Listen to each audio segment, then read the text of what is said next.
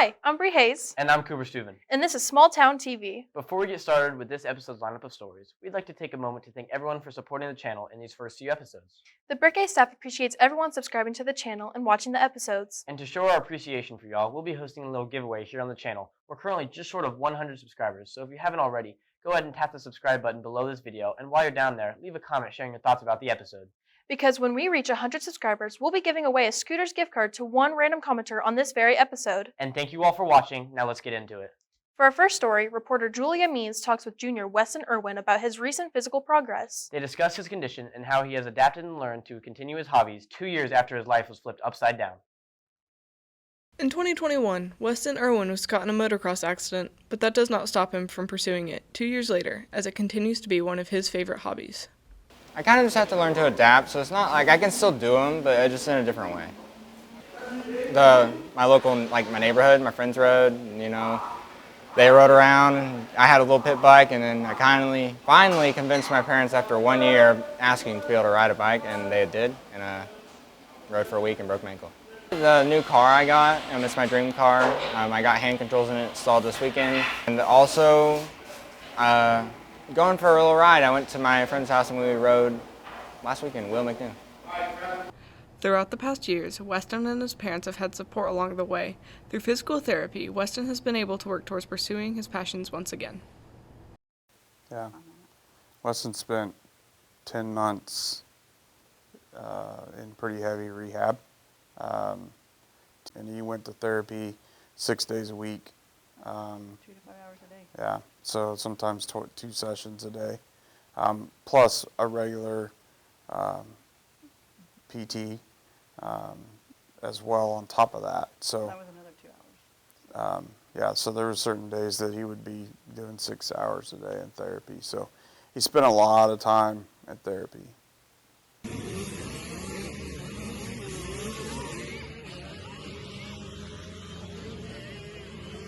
You're going to crash, right? So you never know the extent of it. Weston has broken a leg, knocked himself out. I mean, he's had several crashes prior to. You definitely don't expect that this is going to be the outcome.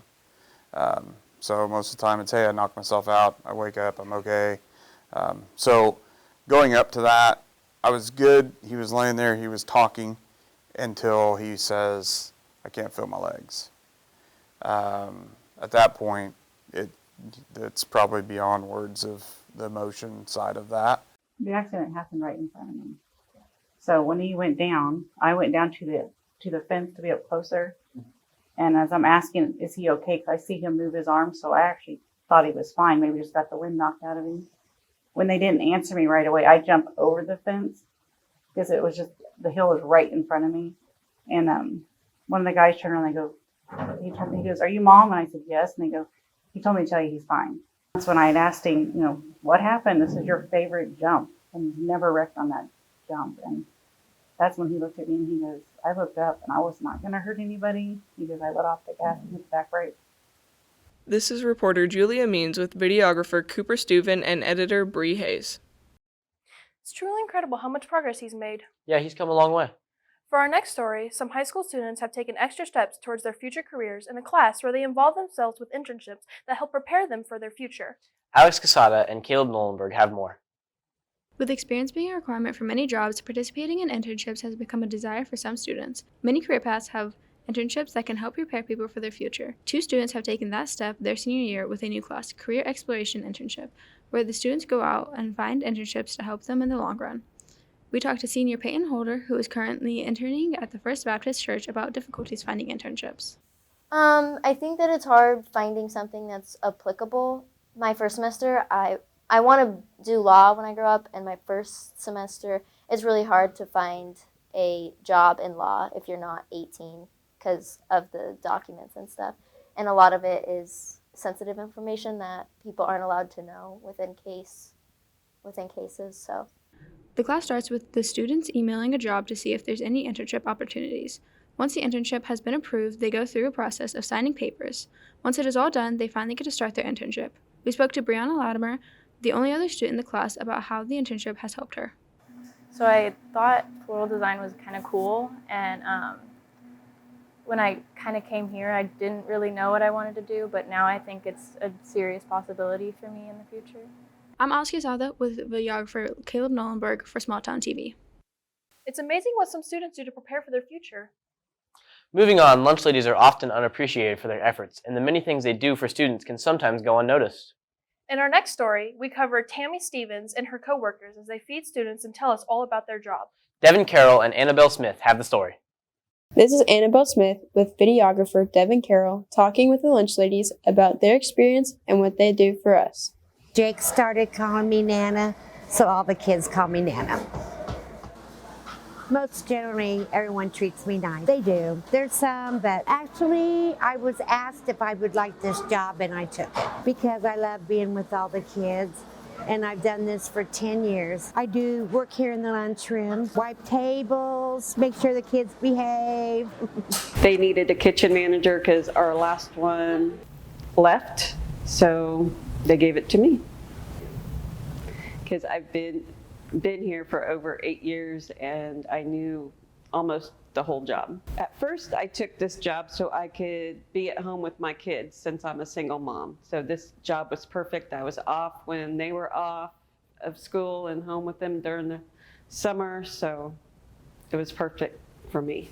I told you I have to do my daily paperwork, and I'm the one that makes the breakfast for you guys every time you guys come in, and I have to do the ordering once a week, and I have to do inventory every Friday. This is Annabelle Smith with videographer Devin Carroll reporting for Small Town TV. What a fascinating behind-the-scenes look at what the lunch ladies do for the school.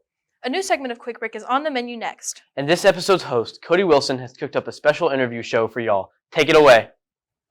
Hi, and welcome to this episode segment of Quick Break.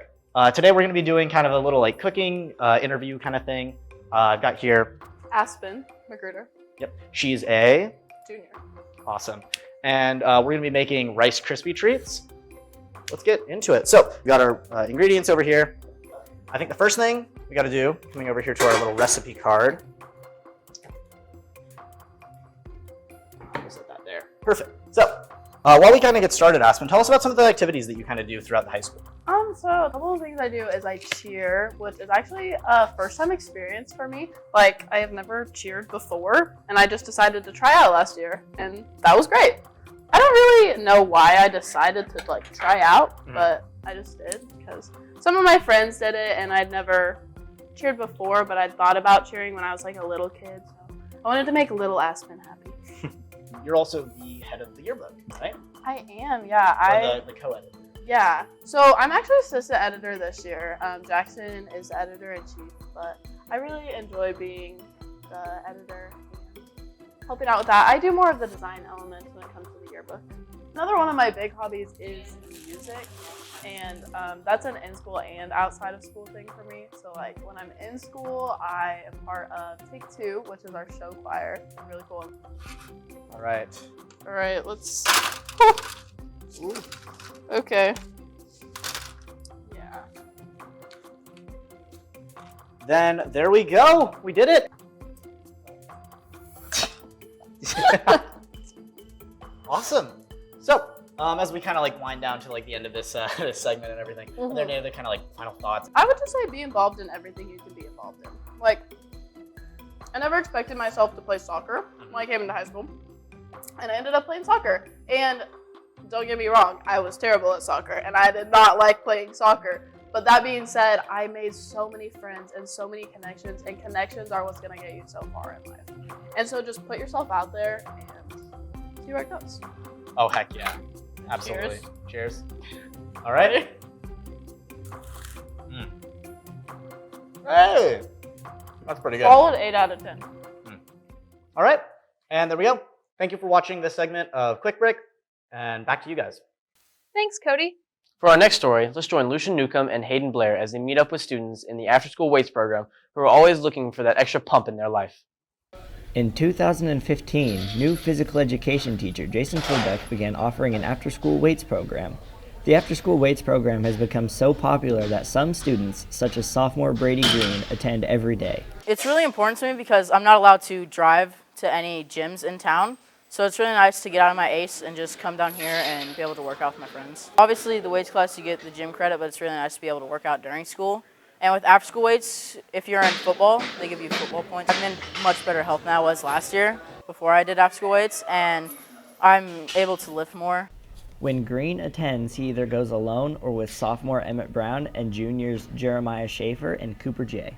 I'd really like to lose more weight than I already have. I'm a little bit on the bigger side. I'm really happy that I'm able to go to it and that it's available for kids at the high school to go to and just enjoy. Philbeck works out with us most days, so it's like he's there to help us, teach us if we're doing something wrong, and just coach us up on lifts.